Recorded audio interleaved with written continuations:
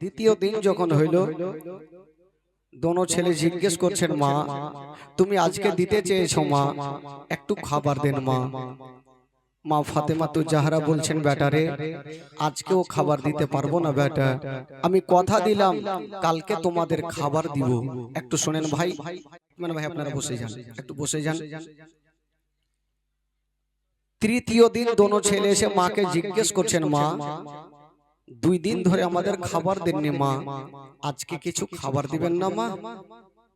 মা ফাতেমা তু জাহরা কাঁদতে কাঁদতে বলছেন, বেটা রে আজকেও পানি ছাড়া বেটা কোনো খাবার নাই রে লাল। আহ, যেমন এই কথা বলতে নাই, দোনো বেটা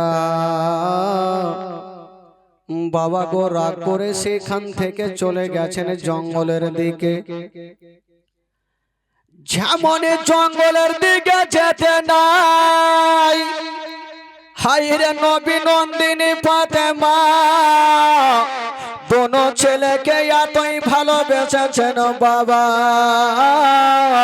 বন্ধুগণ ভাই, কথাই বলে সন্তান যদি কষ্ট পায় তার থেকে মায়ের কলেজাখানা বেশি কান্দে।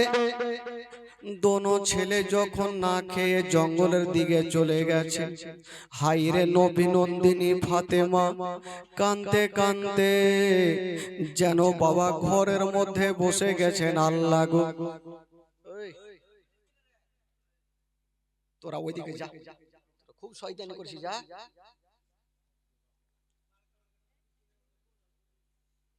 এবার যদি শয়তানি করেছিস তুই আছাড় মেরে দেবো, চুপচাপ বসে থাক।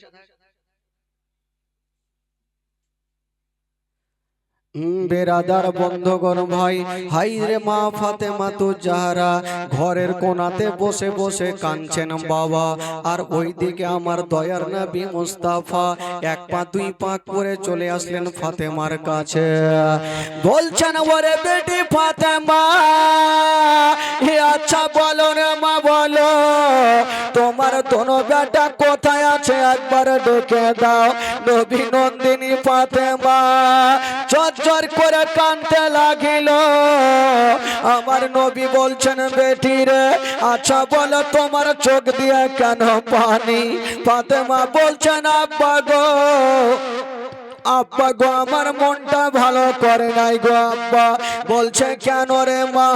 বলছেন, আব্বা গো আমার দোনো বেটা আমার কাছে খাবার চেয়েছিল আব্বা, আমি দিতে পারলাম না, তার জন্য আমার দোনো বেটা রাগ করে জঙ্গলের দিকে চলে গেছে না, আমার মনটা ভালো করে না। যেমন এই কথা বলতে নাই, হাইরে আমার নবী মুস্তাফার চোখ দিয়ে ঝরঝর করে পানি ঝরে গেল। আমার নবী ভাবছেন, আল্লাহ গো আমার দোনো নাতি কত না কষ্ট করে। বলছেন, বেটি রে আচ্ছা বলো রে মা বলো, তোমার বাড়িতে কি কোনো খাবার ছিল না? বলছেন, আব্বা গো খাবার যদি থাকতো আব্বা তবে আমার দোনো বেটাকে আমি ঘুরাতাম না। আব্বা যদি খাবার থাকতো আব্বা আমার দোনো বেটাকে আমি ঘুরাতাম না। আমার নবী হচ্ছে রাহমাতাল লিল আলামিন। আমার নবী ফাতেমার হাত ধরে বলছেন, বেটি চিন্তা করো না রে মা, আমার দোনো নাতি কষ্ট পাচ্ছে, মা আমার কলেজা খানা কাঁদছে রে মা। তোমার বাড়িতে যখন খাবার নেই তুমি চিন্তা করো না, আমি এক্ষুনি বেরিয়ে যাব মা, কোথাও কাজ কাম করে তোমার দোনো বেটার জন্য কিছু খাবারের ব্যবস্থা করে নিয়ে আসিব। শুনেন ভাই ঘটনা, কলেজা খানা ফেটে যাবে ভাই, চোখের পানি ধরে রাখতে পারবেন না। আমার নবী বলেছিলেন, বেটি তুমি চিন্তা করো না মা, আমি কোথাও যাব আর কাজ কাম করে তোমার দোনো বেটার জন্য কিছু খাবার নিয়ে চলে আসিব। মা তুমি চিন্তা করো না। আমার নবী কথা বলে জঙ্গলের দিকে বেরিয়ে যাচ্ছেন কোথাও কাজ খোঁজার জন্য। নবী হচ্ছে রাহমাতুল লিল আলামিন, চোখে পানি নিয়ে এক পা দুই পা করে চলে যাচ্ছেন। একটা বিশাল বড় জঙ্গলে পৌঁছে গেল। সামনে তাকিয়ে দেখছেন বাবা, একজন ইহুদি একটা গাছের তলাতে বসে আছে। কিন্তু বেরাদার, আমার নবীকে ইশারা করে ডাকছেন। মক্কা নগরে আমার নবীকে সবাই আলামিন বলে জানতো, সত্যবাদী বলে জানতো। নবীকে কাছে ডাকলো। ওই ইহুদি বলছেন, ও গো আলামিন, আপনার চোখে পানি কেন? আপনি কেন এসেছেন বলো না। আমার নবী বলছে, ভাই রে, আমি এসেছি কোনো কাজ কাম করার জন্য। কোথাও কি কাজ কাম পাওয়া যাবে? ওই ইহুদি মনে করলো এই আলামিনকে এমন একটা কাজ দিব যেই কাজটা করতে পারবে না, আর যদি না পারে তবে নবীকে কষ্ট দিয়ে দেব। বেরাদার বন্ধুরা, যেই নবী না হলে আসমান জমিন সৃষ্টি হতো না, যেই নবী না হলে পাহাড় পর্বত সৃষ্টি হতো না। ওই ইহুদি বলছেন, ও গো আলামিন, আমার বাড়িতে একটা কাজ আছে, হয়তো তুমি কাজটা করতে পারবে না। আমার নবী বলছে, ভাই আচ্ছা বলো তোমার কি কাজ আছে? ওই ইহুদি বলছেন, ও গো আলামিন, ওই যে দেখছো আমার ফুলের বাগান, তোমাকে বালতি রসে দেব, আর ওই যে ইনারা থেকে কুয়া থেকে পানি তুলে আমার ফুলের গাছে দেবে। জয় বালতি পানি তুলবে, এক বালতির বিনিময়ে তোমাকে 3টা করে খেজুর দেব। আমার নবীর মনের ধারণা, আমি কষ্ট করে 10টা বালতি পানি তুলব, 30টা খেজুর আমার দোনো নাতিকে দিব, আমার নাতিদের কষ্ট দেখতে পারবো না। হাইরে আমার নবী বলছে, ভাই দিয়া দাও তোমার রশ্মি বালতি খানা, আমি কুয়া থেকে পানি তুলব। হাইরে দয়ার নবী মুস্তাফা, বাবা ওই বালতি রশ্মি খানা নিয়া যেন কুয়ার পাশে চলে গেছেন। বন্ধুরা, যেমনই যেতে নাই বাবা গো বালতিতে রশ্মি খানা বেঁধে দিয়েছেন। যেমন আমার মা বোনেরা কুয়া থেকে পানি তুলে, আমার নবী সেই মতো বাবা বালতি নামিয়েছে পানিতে। একটা বালতি পানি তুলেছে, আমার নবীর হাতে যেন ফোঁসা পড়ে যাচ্ছে। আমার নবী ভাবছেন, আল্লাহ গো, আমি কেমন করে আর 10 বালতি পানি তুলব? কষ্ট করে এক বালতি পানি তুলে ফুলের গাছে দিয়েছেন, আর এক বালতি পানি তুলে ফুলের গাছে দিয়েছেন। ইহুদি দূরে দাঁড়িয়ে দাঁড়িয়ে আমার নবীর দিকে দেখছে। নবী কোনো জিনিস দেখে না, শুধু নিজের নাতিদের এত ভালোবাসা, শুধু নবীর নওয়াসা ইমাম হাসান হোসেনের কথা ভাবছেন। আল্লাহ, আমার কোনো ভয় নেই, আমার কোনো কষ্ট নেই, যতই কষ্ট হোক না কেন আমার দোনো নাতির জন্য আমি খাবার নিয়ে যাব। বেরাদার বন্ধুগণ, বাবা ও গো মা বোনেরা, যেমনই আমার নবী মুস্তাফা 9 বালতি পানি তুলেছেন বাবা, মা গো আমার নবীর মনের ধারণা, আর এক বালতি পানি তুলব, 10টা বালতি হয়ে যাবে, 30টা খেজুর নিয়ে আমার দোনো নাতিকে দিব। যেমনই 10 নম্বর বালতি বাবা নামিয়েছেন, পানি অর্ধেকটা টেনে তুলেছেন, কি এমন হয়ে গেল যে রশ্মিখানা দিয়ে বালতি তুলতে ছিল, ওই রশ্মিখানা কেমন করে ছিঁড়ে গেল, বালতি যেন কুয়ার মধ্যে পড়ে গেছে। নবীর কোনো অন্যায় ছিল না, বাবা পচা রশ্মি হতে পারে ছিঁড়ে পড়েছে, কিন্তু বেরাদার ওই ইহুদি দৌড় দিয়ে চলে আসিল।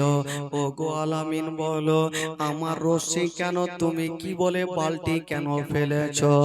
আমার নবী বলছে, বাইরে তোমার বালতি আমি নিজে থেকে পেলি নাই, রশি ছিঁড়ে গিয়েছে, তাই তোমার বালতি পানিতে পড়ে গেছে। আমাকে 5টা মিনিট সময় দাও, আমি বাড়ি যাব, আরে রশি কাটা নিয়ে আসিব, তোমার বালতি খানা তুলে দিব। বেরাদার বন্ধুরা, ওই ইহুদি বলছে না, তুমি আমার বালতি কেন ফেলেছো বলো। আমার নবী কথা বলছে ভাই, বলছেন ওগো ভাইয়া, আমি কথা দিলাম, আমাকে 5টা মিনিট সময় দাও, আমি বাড়ি যাব, আর রশি কাঁটা নিয়ে এসে তোমার বালতিটাকে তুলে দিব। কথা চলছে ভাই, আর হঠাৎ করে ইহুদি আমার নবীর পাশে দাঁড়িয়েছিল, হঠাৎ করে ডান হাতটা তুলে দিয়া বাবা গো আমার নবীর সাদা গালে যেন একটা চর জোরে করে মেরে দিয়েছে। যেমনই আমার নবীর গালে একটা তামাচা চালিয়েছে মা, আমার নবীর সাদা গালে যেন 5টা আঙ্গুলের দাগ বসে গেল।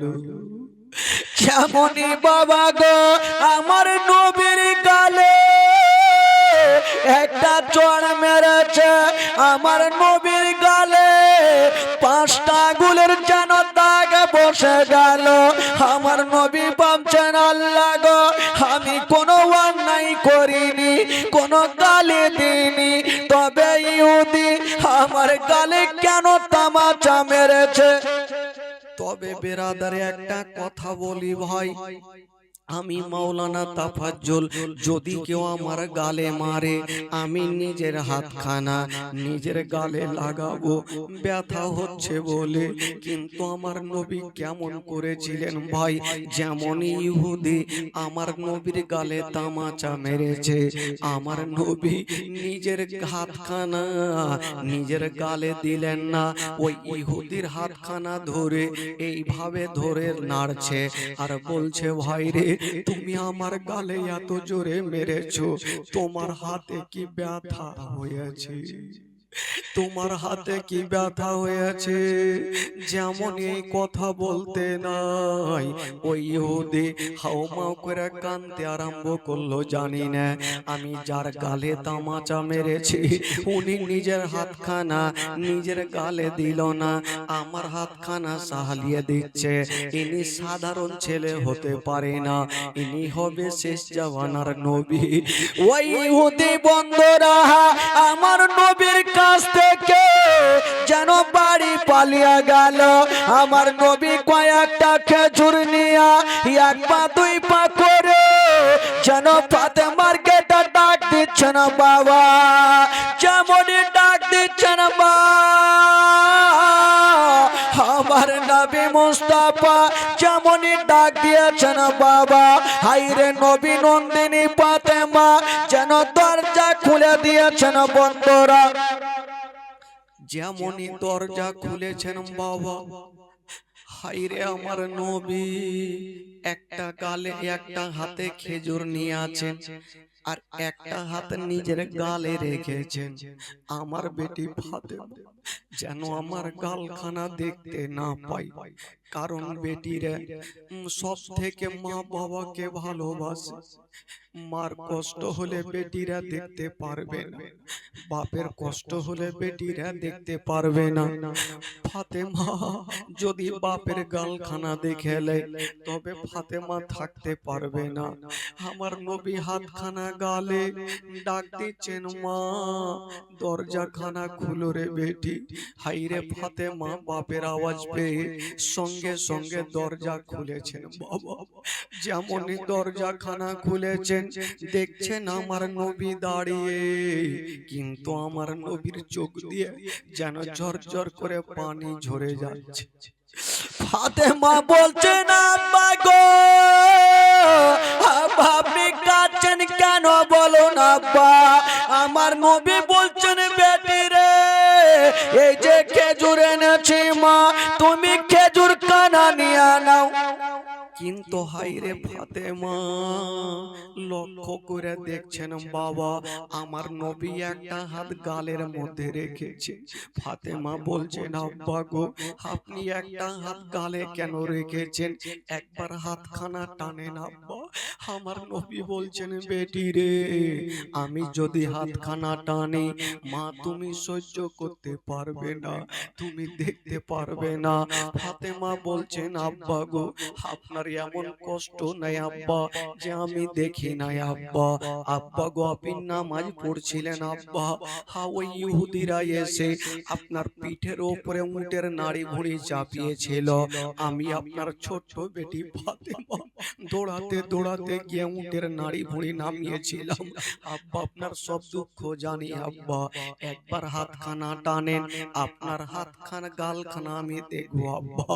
হায়রে আমার দয়ার নবী মুস্তাফা যেমনই নিজের হাতখানা বাবা গাল থেকে টেনেছেন, হায়রে নবী নন্দিনী ফাতেমার নজর খানা বাবা বাপের গালে পড়ে গেল, বাপের গালে পড়ে গেছেন। হাইরে ফাতেমা বলছেন আব্বা গো আপনার সাদা গালে 5টা আঙ্গুলের কেন দাগ বসে গেছে। আমার নবী বলছেন বেটি রে আমাকে চিনতে পারেনি রে মা, তার জন্য আমার গালে চড় মেরেছে। তবে মা রে তোমাকে একটা কথা বলি, যদি আমাকে চিনতে পারতো তবে আমার গালে তামাচা মারতো না। বেরাদার বন্ধুগণ বাবা হায়রে আমার নবী মুস্তাফা দাঁড়িয়ে আছেন আর ছোট্ট বেটি ফাতেমা বাপের গালখানা এইভাবে সুন্দর করে সাহায্য দিচ্ছেন। ফাতেমা ডুকরে ডুকরে কাঁদছেন। দোনো নাতি চলে আসলো, নানা গো নানা আপনি কাঁদছেন কেন নানা, আপনার গালে কি এমন হয়েছে নানা। আমার নবী থাকতে পারলেন না, দোনো নাতিকে ধরে বুকখানে লাগিয়েছেন, গালে মুখে চুমা খাচ্ছে, বলছে তোমরা কোথায় গেছিলে বলো, এই যে তোমাদের জন্য খাবার এনেছি। হায়রে দয়ার নবী মুস্তাফা দোনো নাতিকে নিয়ে যেন বুকখানে ভরে নিয়েছেন বাবা। দোনো নাতি বলছে নানা গো কে এমন আপনার গালে তামাচা মেরেছে নানা। হায়রে আমার নবী মুস্তাফা যেই নবী না বলে আসমান জমির সৃষ্টি হতো না, যেই নবী না বলে পাহাড় পর্বত সৃষ্টি হতো না। ওই নবী মুস্তাফা ঝরঝর করে কাঁদছে। ফাতেমা তু যারা নিজের আব্বার গালটাকে সাহালিয়ে দিচ্ছে। বেটি রে হাজার হইল বেটি নিজের বাপের কষ্ট দেখতে পারবে না। বেটি যখন বাপের গালখানা সাহালিয়ে দিচ্ছে বাবা গো এই দিকে কাঁদতে থাকলো। কিন্তু যে ইহুদি আমার নবীর গালে তামাচা মেরেছিল তার কি অবস্থা হইল। ওই ইহুদি আমার নবীর গালে তামাচা মেরে 1 পা 2 পা করে বাড়ি পালিয়ে গেল, নিজের বিবির সামনে দাঁড়িয়ে গেল, বিবি আমার একটা মারাত্মক আমি ভুল করে ফেলেছি, জানি না আমার কি হবে, যে আলামিনকে আমি মেরেছি আর ওই আলামিন নিজের গালটা না নেড়ে আমার হাতখানা সাহালিয়ে দিয়েছে। ও বিবি আমার মানুষ যখন অন্যায় করে তখন গ্রামের মোড়ল তার বিচার করে। ও বিবি আমার আমি কোন মোড়লের কাছে যাব না। বিবি বলছে স্বামী গো আপনি কোথায় যাবেন, বললো যাও ঘর থেকে হাসুয়া নিয়ে চলে আসো। বলছে হাসুয়া কি করবে, বিবির মনে ভয় হয়ে গেল, জানি না আমার স্বামী হাসুয়া খানা কি করবে। বিবি সাহেবা হাসুয়া খানা এনে দিল। ওই ইহুদি হাসুয়া খানা নিয়ে যে হাত দিয়া আমার নবীর গালে তামাচা মেরেছিল ওই ইহুদি নিজের হাতখানা নিজেই কেটে ফেললো। কাটা হাতখানা নিয়েছে আর বলছে বিবি রে আমাকে নবীর কাছে নিয়ে চলো, আমি নবীর কাছে ক্ষমা চাইবো, আমি অন্যায় করে ফেলেছি। ওই ইহুদি বাবা নিজের বিবির সঙ্গে আমার নবীর কাছে পৌঁছে গেল। গিয়েছেন বন্ধুরা বলছেন ইয়া রাসূলুল্লাহ ইয়া হাবিবাল্লাহ নবী গো আমি একটা মারাত্মক অন্যায় করে ফেলেছি। ইয়া রাসূলুল্লাহ আমি অন্যায় করে ফেলেছি, তবে নবী গো আমি যেই হাত দিয়ে আপনার গালে মেরেছিলাম আমি নিজের হাতখানা আমি নিজেই কেটে ফেলেছি। আমার নবী বলছে এক কাজ করো, একটু আমার কাছাকাছি হয়ে যাও। আমার নবী মুস্তাফা ডাকলেন। ইহুদি গিয়ে বলছেন ইয়া রাসূলুল্লাহ ইয়া হাবিবাল্লাহ নবী গো আপনাকে আমি চিনতে পারিনি, আমি ভুল করে ফেলেছি, আপনি দেরি করবেন না, আমাকে মধুমাখা কলমা শরীফ পড়াইয়া দেন। আমার নবী কালেমা পড়াইয়া দিলেন। যেমনই কালেমা পড়েছেন বাবা আমার নবী ডাকছেন ভাইয়া একটু কাছে আসো। ইহুদি কাছে চলে গেছেন বাবা। যেমনই কাছে গেল ইহুদির কাটা হাতখানা আমার নবীর সামনে রেখেছেন। আমার নবী মুস্তাফা নিজের থুথু মোবারকা নিয়ে একটু ইহুদির কাটা জায়গাতে লাগিয়ে দিয়েছেন।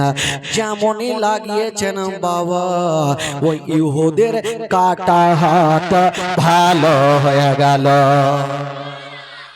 জোরে বলুন, আরো জোরে। ওই ইহুদির কাটা হাত ভালো হয়ে গেল। বেরাদার বন্ধুরা ওগো মা বোনেরা আমার নবী পাক ইসলাম কি ইসলামের জন্য ইসলাম প্রচার করতে গিয়া আমার নবী কত কষ্ট করেছেন বাবা। কিন্তু বেরাদার বন্ধুরা আমার নবী পাক নিজের বংশের জোর দেখিয়ে কখনো ইসলাম প্রচার করায়নি। ওই ইহুদিকে এমন আমার নবী ব্যবহার দেখালেন ওই ইহুদি আমার নবীর কালেমা পড়ে মুসলমান হয়ে গেল।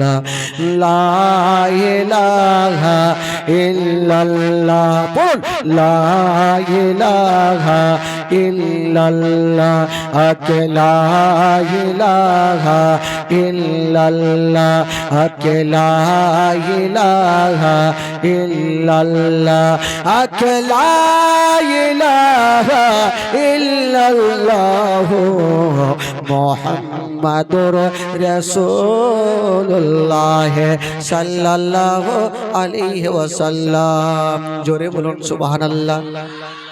একটু মহব্বতে বলুন। বেরাদার বন্ধুগণ এবার দোনো ছেলে মার কাছে থাকতে লাগলেন। দিন যাই সময় কাটে, দিন যাই সময় কাটে। একদিন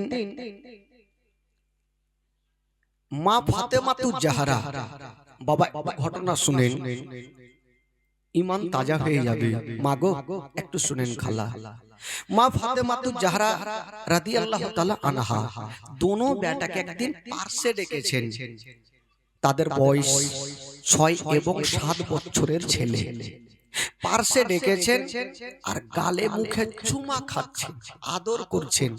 যেমন আমরা নিজের সন্তানের আদর করি সেরকম আদর করছেন, সহজ করছেন। একবার কপালে চুমা খাচ্ছেন, একবার গালে চুমা খাচ্ছেন, একবার মুখে চুমা খাচ্ছেন।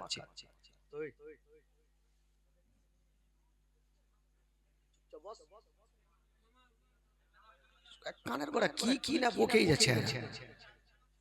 আরে বাবা তোরা না হলো নিচে বস রে বাবা, আর না হলো চুপচাপ থাকো না রে বাবা।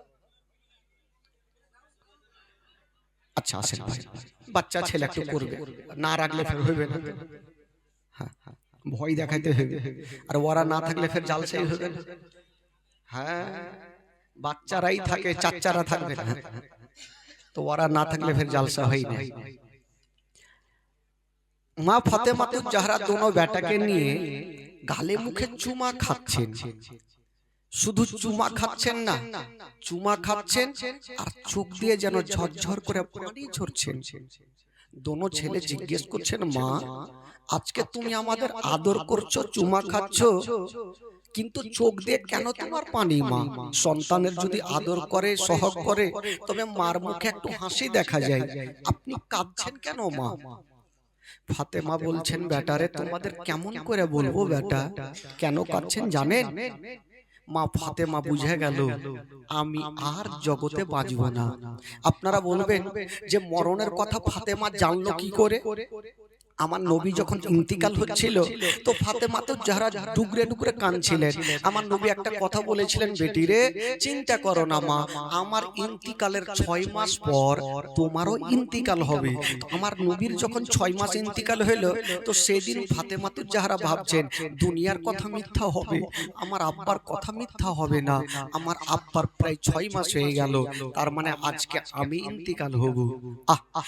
মা ফাতেমা দোনো বেটাকে নিয়েছেন বাবা, আর গালে মুখে চুমা খাচ্ছেন আর বলছেন, বেটা রে চলো বেটা চলো, তোমাদের শেষবারের মতো সুন্দরভাবে গোসল বানিয়ে দিই। হাই রে ফাতেমা, মা বোনেরা যদি জানতে পারে আমি ইন্তিকাল করব, বলুন তো মায়ের দিলখানা কত কাঁদবে ভাই। সন্তানকে ছেড়ে চলে যাবে, নিজের স্বামীকে ছেড়ে চলে যাবে, আত্মীয় স্বজনকে ছেড়ে চলে যাবে। ফাতেমা দোনো বেটাকে নিয়ে গোসল বানিয়ে দিচ্ছেন বাবা, কিন্তু চোখ দিয়ে ঝরঝর করে পানি ঝরে যাচ্ছে আর ভাবছেন, আল্লাহ গো আজকে আমি দোনো বেটাকে গোসল বানিয়ে দিচ্ছি আল্লাহ, আর কোনোদিন আমি গোসল দিতে পারবো না। মানুষ যখন ইন্তিকাল করে যায় তখন তাকে শেষবারের মতো গোসল দিতে হয়, মনে হচ্ছে আমি আজকে শেষবারের মতো গোসল বানিয়ে দিচ্ছি। ফাতেমা গোসল বানিয়ে দিচ্ছেন বাবা, চোখ দিয়ে পানি।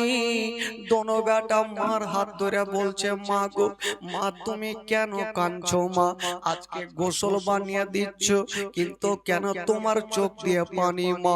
ফাতেমা বলছেন, বেটা রে তোমাদের বলবো বেটা, আগে তোমাদের গোসলটা হয়ে যাক বেটা। দোনো ছেলের গোসল কমপ্লিট, বাবা সুন্দর করে পোশাক পরিয়ে মা মা সুন্দর করে কোলে বসাইয়া দোনো বেটার গালে মুখে চুমা খাচ্ছে আর বলছে, বেটা রে একটা কথা বলো বেটা, যদি বেটা আমার ইন্তিকাল হয়ে যায় বলো বেটা তোমরা কেমন করে থাকবে। যেমনই মা সন্তানদের এই কথা বলো, ছোট্ট বেটা ইমাম হোসেন মার মুখে হাত দিয়ে বলছে, মা গো মরণের কথা বলতে হয় না মা, মরণের কথা বলিও না মা, সন্তানের যদি মা না থাকে তবে দুনিয়াটা অন্ধকার মা, মা তুমি মরণের কথা বলিও না মা। ফাতেমা দোনো বেটাকে বুক কানে নিয়ে বলছে, বেটা রে ওরে লাডলা দুলারা, ওরে কলেজার পারা, ওরে নয়নের তারা, আমি আর বেশিক্ষণ বাঁচবো না বেটা। এই দাঁড়া, কে কথা বুঝতাম, আমি হয়তো বেশিক্ষণ বাঁচবো না বেটা, আমি হয়তো দুনিয়াটা ছেড়ে বিদায় নিয়ে চলে যাব। যেমন এই কথা বলা দোনো ছেলে মারাত কানা ধরে যেন টুকরে টুকরে কানতে লাগলো, মা গো ও গো জননী মা তুমি আজকে মরণের কথা কেন বলছো গো মা। শুধু ইমাম হাসান হুসাইন নয়, জাইনাবার উম্মে কুলসুম দোনো বেটি কাঁদতে কাঁদতে চলে আসলো, মার হাত ধরে বলছে, মা বেটিরা সব থেকে বেশি মাকে ভালোবাসে। মার হাত ধরে বলছে, মা গো তুমি কেন মরণের কথা বলছো গো মা।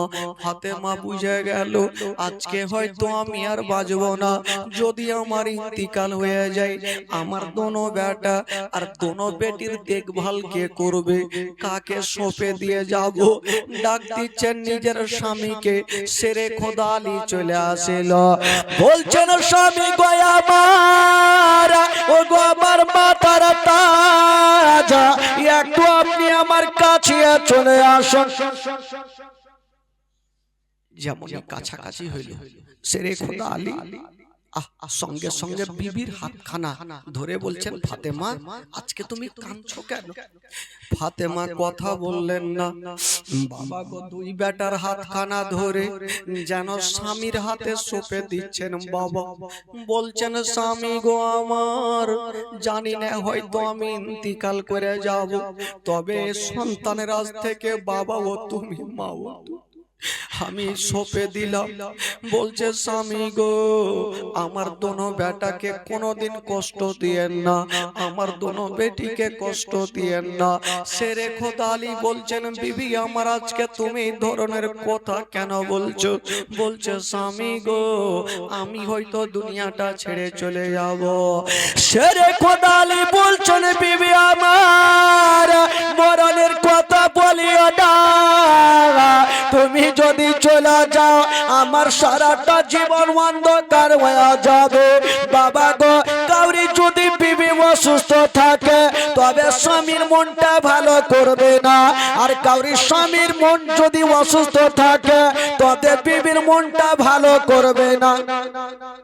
কোন বিবি যদি স্বামীকে বলে আমি ইন্তিকাল করে যাব, বলুন তো স্বামীর দিলটা কেমন করবে? শেরে খোদা আলী হাতখানা ধরে বলছে ফাতেমা এ ধরনের কথা বলিও। হাই রে ফাতেমা বলছেন স্বামী গো, আমি সত্যি বলছি আমি দুনিয়াটা ছেড়ে চলে যাব। বাবা গো, দোনো বেটা কাঁদছে। শেরে খোদা আলী বলছেন বিবি আমার দোনো বেটাকে কেমন করে বুঝাবো? ফাতেমা বলছেন স্বামী গো, আমার দোনো বেটাকে একটু ঘরের মধ্যে রেখে আসেন, আপনার সঙ্গে আমি কিছু আলাপ আলোচনা করব। স্বামী স্ত্রীতে মোহাব্বত কেমন ছিল বাবা, স্বামী স্ত্রীতে ভালোবাসা কেমন ছিল?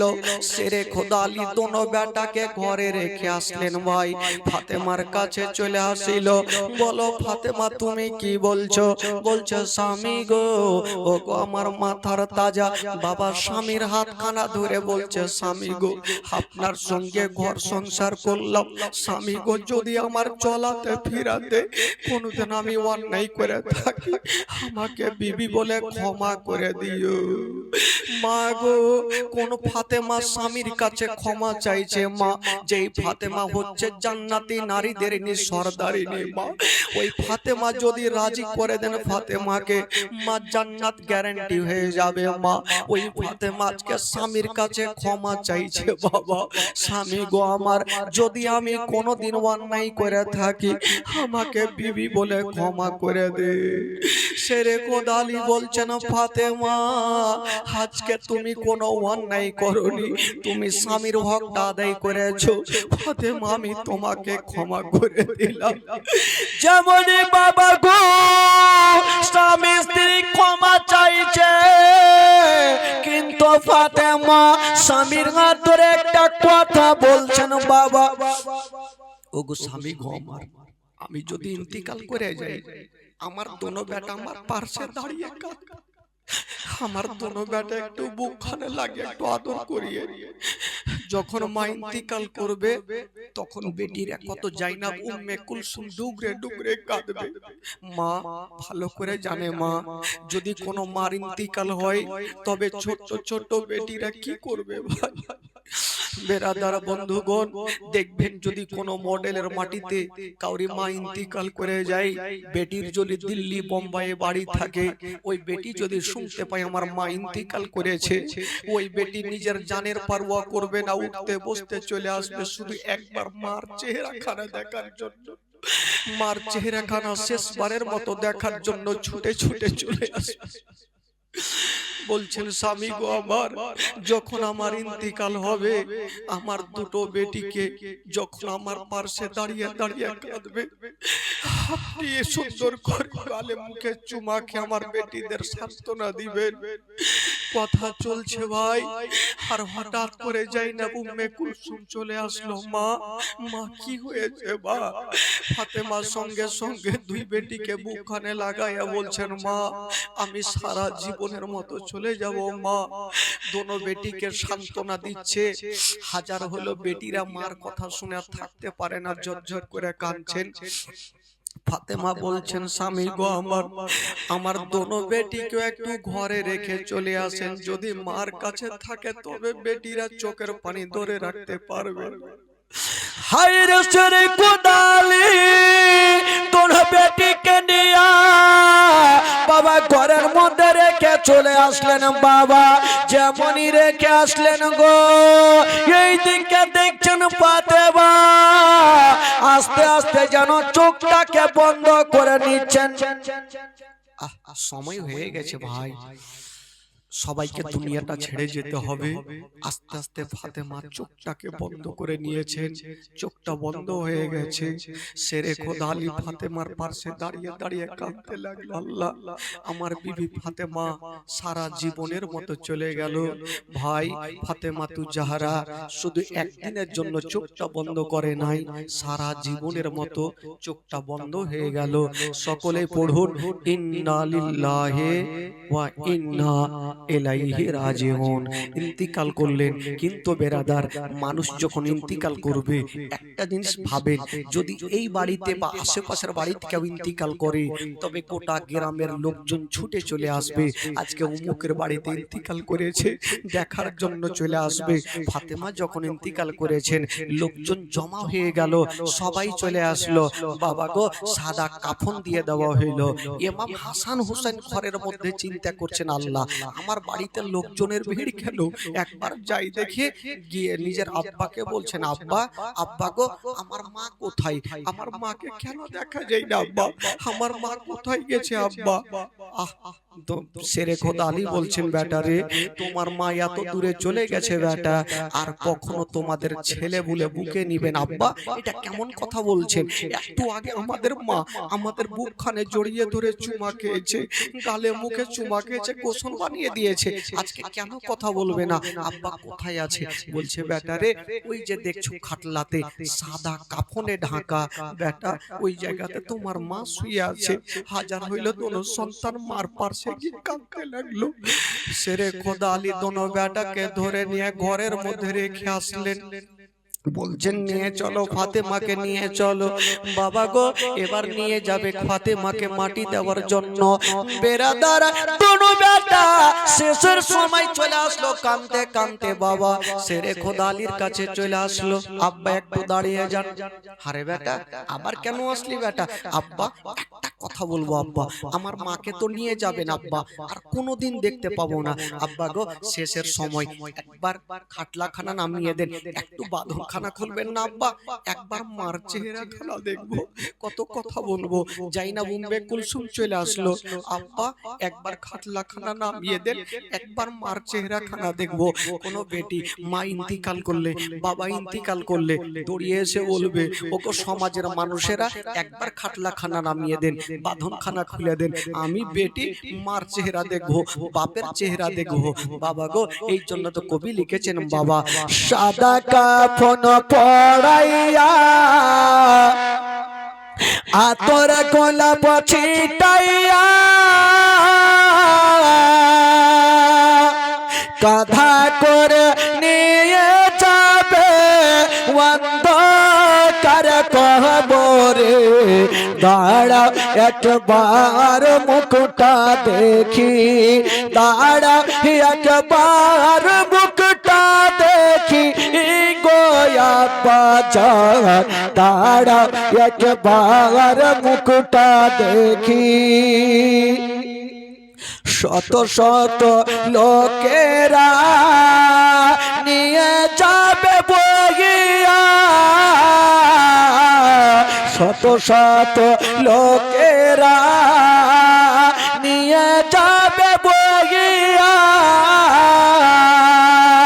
জানা চারনা মাঝু পড়ে কবরে রাখিয়া, দাঁড়া একবার মাইরে দেখে, নয়ন গয়রা মাইরে দেখি রে গ্রামবাসী, দাঁড়া একবার মুকুটা দেখে, দাঁড়া একবার মুকুটা দেখি গোয়া বাজার, দাঁড়া একবার মুকুটা দেখে। কবরেতে রাখিয়া তিন মুষ্টি মাটি দিয়া, কবরেতে রাখিয়া তিন মুষ্টি মাটি দিয়া, জানাজার নামাজ পড়ে শত শত লোকেরা পায় ছেড়ে যাবে চলিয়া দাঁড়া একবার মুখটা দেখে দাঁড়া একবার মুখটা দেখি গয়া বাজার দাঁড়া একবার মুখটা দেখে দাঁড়া একবার মুখটা দেখি গয়া বাজার দাঁড়া একবার মুখটা দেখি আব্বা একটু খুলে দে যেমনই বাপকে যদি কোনো সন্তান এরকম কথা বলে এমন কোনো বাপ নেই যে তার এক প্রথম আগে বাড়বে সেরে কথা আলী বলছে একটু দাঁড়িয়ে যাও সন্তানদের একটু মার চেহারাখানা দেখতে দাও মার চেহারাখানা দেখছেন মনে হচ্ছে মার উপরে পড়ে যাবে দোনো বেটি মার চেহারাখানা দেখছে না ডুগরে ডুগরে কাঁদছেন বলছে তোমরা কান্দিও না আজকে খুশি মনে তোমরা বিদায় দাও ফাতেমাকে নিয়ে যাব অন্ধকার ঘরে বাবা গো মা ফাতেমা জাহরাকে অন্ধকার ঘরে নিয়ে যাওয়া হলো মাটি দেওয়া হইলো এ যুবক বন্ধুরা একটা কথা বলছি ভাই মাটি যখন দেওয়া হইলো দেখবেন যদি কাউরে বিবৃতিকাল করে মাটি তো হয়ে যাবে গ্রামের লোক সবাই চলে যাবে কিন্তু স্বামীর আসতে ভাই এক কদম করে শুধু তাকিয়ে দেখবে বিবির কবরখানা সেরে খোদা আলী আসতে ইচ্ছা করে না আমি কেমন করে যাব বাবা গো একটু দূরে কাঁদছেন একটা গাছের তলাতে বসে বসে কাঁদছেন হঠাৎ করে বাড়ির দিক থেকে একটা লোক চলে আসলো ও গো আলী তুমি কান্দিও না এখন তো তুমি বিবিকে হারিয়েছো যদি তুমি দেরি করো তোমার দোনো বেটাও হারিয়ে যাবে কেন কি হয়েছে আমার দোনো বেটাকে বললে আপনার দোনো বেটা দোনো বেটি গাছের তলাতে মা মা বলে কাঁদছে ভাই যখন কোনো মাকে কবরস্থানে নিয়ে যাবে তখন বেটিরা সেইখানে যেতে পারবে না বারান্দাতে লোটালুটি করে কাঁদবে হাগিনাতে কাঁদবে সবাই ডুবরে ডুবরে কাঁদবে ও গো আলী তাড়াতাড়ি করে যান দেখেন আপনার বেটি হয়তো বাঁচবে না আপনার বেটা হয়তো বাঁচবে না সেরে খোদায় আলী দৌড়িয়ে চলে আসলেন এসে দেখছেন ইমাম হাসান হোসেন গাছের তলাতে মা মা বইলা কাঁদছে বলছেন বেটারে উঠে বুক কানে লাগিয়েছে আজকে তোমরা মা মা বলে কান্দিও না যখন সময় আসবে বেটা সবাইকে দুনিয়াটা ছেড়ে যেতে হবে তোমরা মা মা বইলে কান্দিও না এই জন্য তো কবি লিখেছেন বাবা মা মা বলো না মা গো মা বলো না মা মা বলো না মা গো মা বলো না মায়ের সেবা না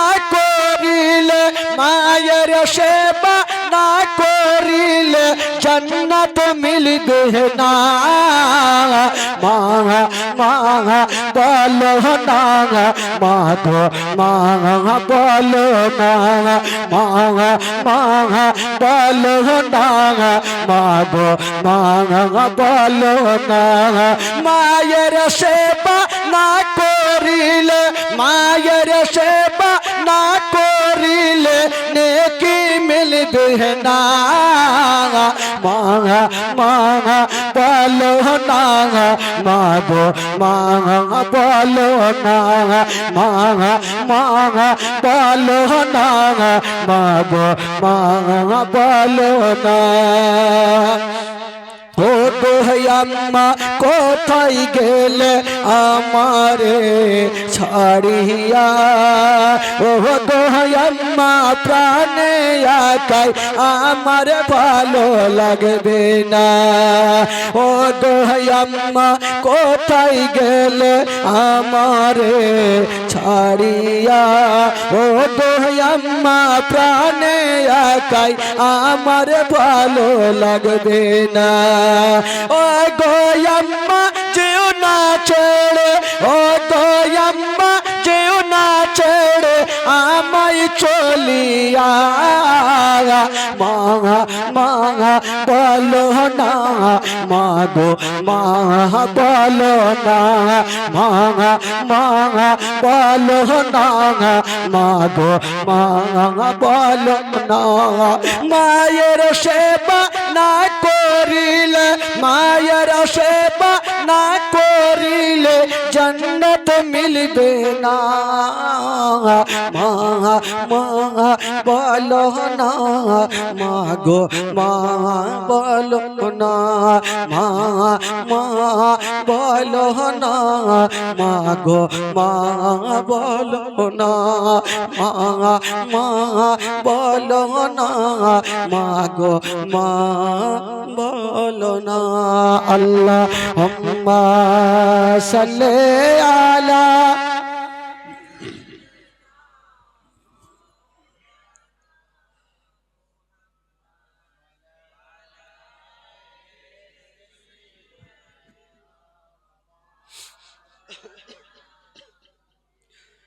একটু দূর জোরে পড়ুন আল্লাহুম্মা সাল্লি আলা মাওলানা মুহাম্মদ ওয়ালা আলে সাইয়্যিদিনা ওয়ালা আলে সাইয়্যিদিনা মাওলানা মুহাম্মদ সাল্লাল্লাহু তাআলা আলাইহি ওয়াসাল্লাম। একবার গোটা মাজমা জোরে বলুন তো সুবহানাল্লাহ। একটু দুই হাত তুলে বলুন ইয়া রাসূলুল্লাহ, জোরে বলুন ইয়া হাবিবাল্লাহ। ঘুম লাগছে নাকি ভাই?